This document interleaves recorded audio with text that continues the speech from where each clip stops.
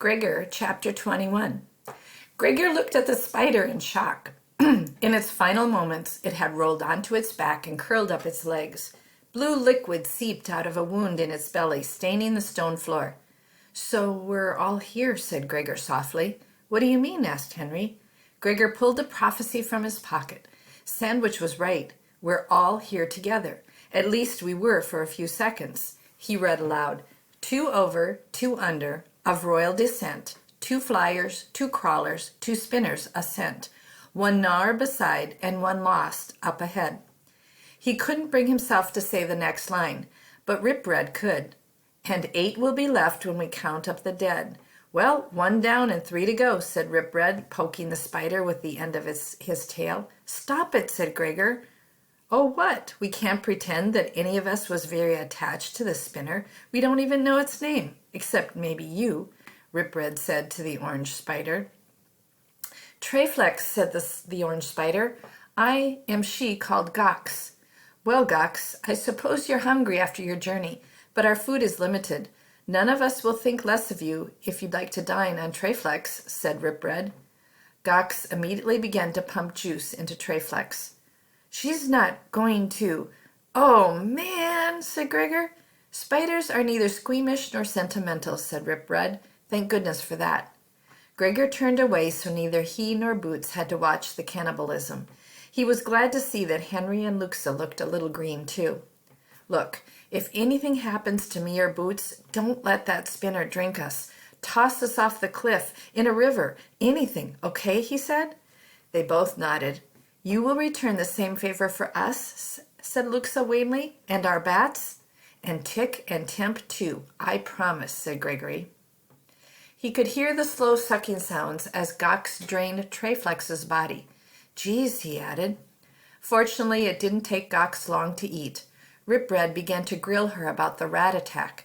She told him an entire army, several hundred rats at least, had invaded the land of the spiders. The spiders had held them off, but many had died on both sides before the rats had finally retreated. Vicus had come by after the carnage and had sent Gox and Treflex on his bat to the tunnel entrance. "Why?" asked Gox.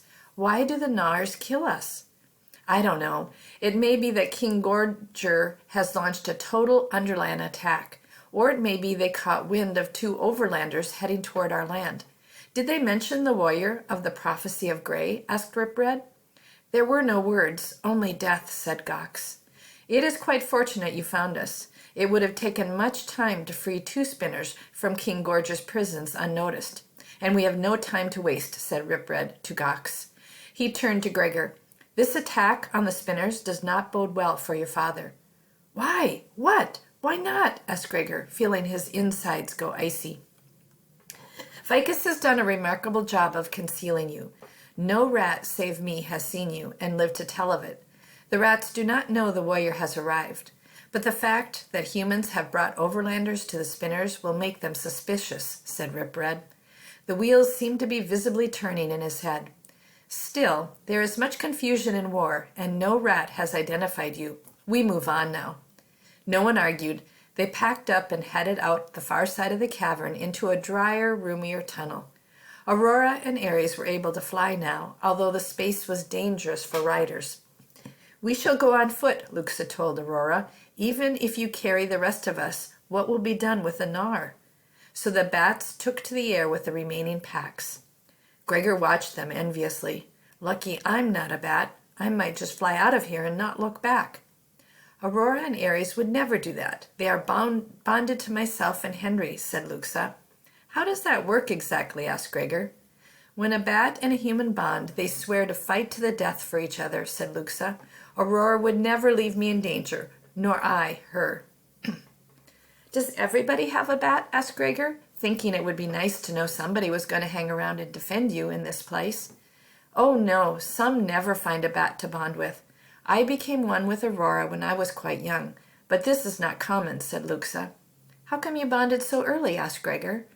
"After my parents were killed, I went through a time where I never felt safe on the ground. I spent all of my waking hours in the air on Aurora. It is why we fly so well together," she said simply. "Vicus convinced the council to allow us to bond early. After that, I was not so afraid. Are you afraid now? Said Gregor. At times, she admitted, but it is no worse than if I were in regalia. You see, I tired of constant fear, so I made a decision. Every day when I wake, I tell myself that it will be my last. If you are not trying to hold on to time, you are not so afraid of losing it. Gregor thought this was the single saddest thing anyone had ever said to him. He couldn't answer. And then, if you make it to bedtime, you feel the joy of cheating death out of one more day, she said. Do you see? I think so, said Gregor numbly. An awful thought struck him. Wasn't Luxa's strategy just an extreme form of his own rule?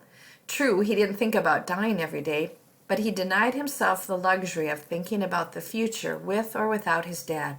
If he hadn't fallen through the grate in his laundry room and discovered his dad was still alive, if his dad had never come home, how long would he have gone on refusing to be happy? His whole life? Maybe, he thought, maybe my whole life. Gregor hurried on with the conversation. So how do you actually bond with a bat? He asked Luxa. It is a simple ceremony. Many bats and humans gather. You stand face to face with your bat and say a vow. Like so, said Luxa, extending her hand and reciting a poem. Aurora the flyer, I bond to you. Our life and death are one, we two. In dark, in flame, in war, in strife, I save you as I save my life. And then your bat recites it back, but using your name. Then there is a feast, concluded Luxa. So what happens if one of you breaks the vow? Like if Aurora flew off and left you in danger, asked Gregor. Aurora would not. But a few vows have been broken. The punishment is severe. The one at fault is banished to live alone in the Underland, said Luxa, and no one lives long in the Underland alone. Fascinating as your native rituals are, do you think we might proceed in silence? Given that the entire rat nation is on the lookout for us, it might be prudent, said Rip Red. Luxa and Gregor shut up. Gregor wished they could talk more. Luxa acted differently when she wasn't with Henry. Friendlier, less arrogant. But Rip Red was right about the noise. Fortunately, Boots dozed off. For several hours, all they heard was the light tap of their footsteps and the scraping sound of Rip Red's teeth on a bone he'd saved from lunch. Gregor felt consumed with new worries about his dad. From what Rip Red had said, it seemed like the rats might kill him to keep Gregor from reaching him. But why? That wouldn't change the prophecy, would it? He guessed no one really knew. And what about that last stanza? He unrolled the prophecy and read it so many times he memorized it without trying. The last who will die must decide where he stands. The fate of the 8 is contained in his hands. So bid him take care, bid him look where he leaps, as life may be death, and death life again reaps. He couldn't make heads or tails of it. All he could figure out was that whoever died fourth had a pretty big responsibility to the 8 who were still living. But how? What? Where? When? The final stanza of the Prophecy of Grey left out all the details that would have made it useful. Rip Red kept them moving until everyone was stumbling with fatigue. He gave the order to stop in a cavern that at least had a dry floor and a spring of drinkable water. Gregor and Luxa passed around their dwindling food, which was disappearing much faster than he had anticipated. He tried to object when the roaches gave their food to Boots, thinking he would share his own. Let them feed her, said Rip Red. A crawler can live a month with no food if it has water. And don't bother feeding Gox. Treflex will hold her longer than our journey will last. The cavern was cold. Gregor stripped off Boots' damp clothes and put on a fresh set. Something was wrong with her. She seemed too quiet, and her skin was clammy and cold.